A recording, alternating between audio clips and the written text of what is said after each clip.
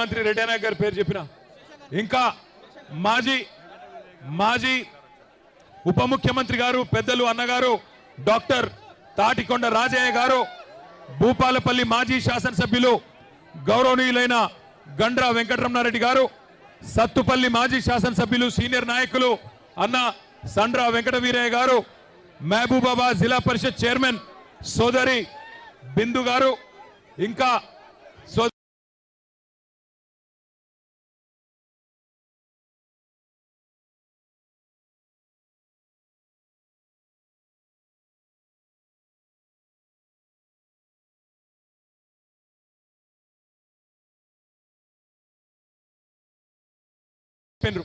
కానీ 9 నెలలకెళ్ళి ముఖ్యమంత్రికి టైం దొరకలేదు, ముఖ్యమంత్రికి సమయం దొరకలేదు.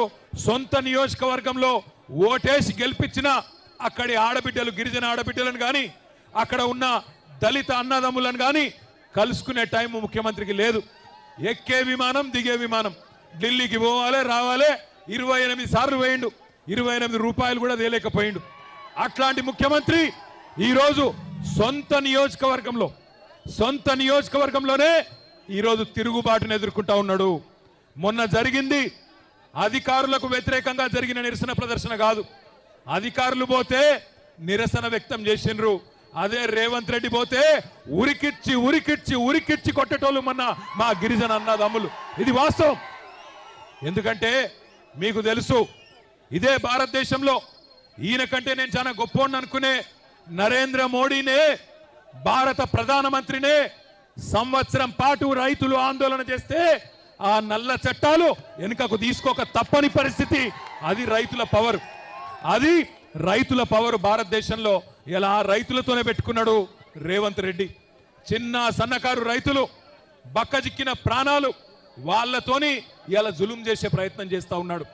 మమ్మల్ని అన్నాడు, మాకు డీజీపీ గారికి ఫోన్ చేస్తే మానుకోటలో ధర్నా ఉన్నది, మా గిరిజన అన్నదమ్ముల కోసం, మా గిరిజన రైతుల కోసం, మా ఆడబిడ్డల కోసం, ఎవరినైతే మీరు ఇవాళ జైల్లో పెట్టినరో 30 మంది రైతులను, వాళ్లకు సంఘీభావంగా మానుకోటలో ఉండే మా బంజారా అన్నదమ్ములు కదులుతున్నారు అంటే ఆయన అంటాడు, డీజీపీ గారు అయిపోయింది కదా లగచర్ల, ఇక్కడెందుకు అంటాడు, మానుకోటలో ధర్నా ఎందుకు అంటాడు.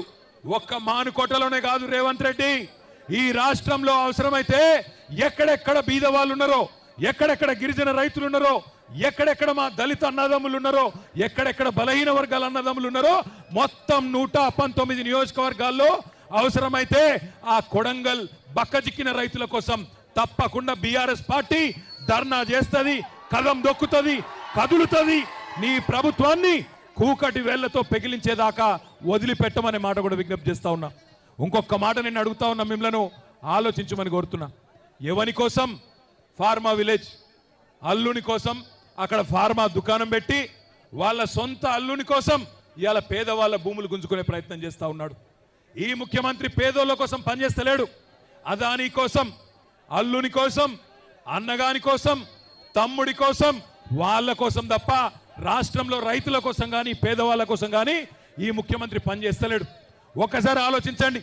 ఇంకో 10 రోజులైతే సంవత్సరం నిండుతుంది రేవంత్ రెడ్డి ప్రభుత్వం కూర్చొని.